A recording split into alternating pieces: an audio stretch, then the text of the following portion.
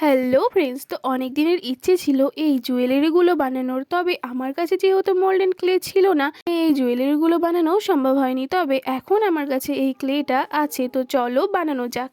প্রথমেই দুটো ক্লে নিতে হবে, দুটোই কিন্তু আলাদা, দেখতেই পাচ্ছ এখানে কালারগুলো আলাদা আছে।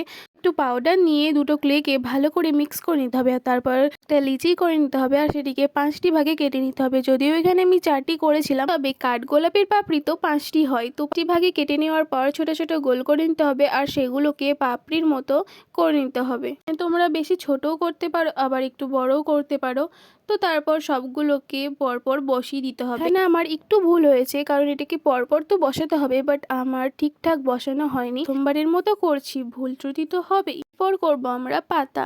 তো পাতাটাও ঠিক সেরকম ভাবেই করতে হবে। এরপর পাতার যে দাগগুলো হয় সেগুলোকেই করে নিতে হবে, আর তারপর সবগুলোকে ভালো করে শুকিয়ে নিতে হবে। যখন এটা শক্ত হয়ে আসবে তখন আমরা এর উপরই কালার অ্যাড করব। প্রথমেই সাদা কালার করব, আর তারপরে আমরা করব হলুদ কালার। তো এখানে আমার ফুল, পাতা আর পাপড়িগুলো সবই কালার করা হয়ে গেছে। তো এখানে আমাদের টার্সেলটাও কিন্তু আমি আগেই করে নিয়েছি। একটি যেই ছোট ফুলটা করেছিলাম সেটা আমরা এর ওপরে দেব, আর এই থ্রেড বলগুলোও কিন্তু আমি আগে থেকেই করে রেখেছি। তো টার্সেল আর থ্রেড বল যদি তোমরা কিভাবে করতে হয় দেখতে চাও, তো কমেন্টে অবশ্যই জানিও। তো তারপর সবগুলোকে ভালোভাবে বসিয়ে নিতে হবে।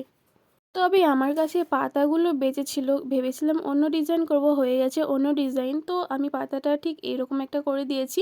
তো আমার এই মালা হয়ে গেছে রেডি, আর এই প্রথমবারের মতন আমি এই ক্লের মালা পরবো। প্রচণ্ড এক্সাইটেড গাইস। তবে এই জামার সাথে তো মালাগুলো খুব একটা ভালো মানায় না, কারণ শাড়ির সাথে এই মালা মানায়।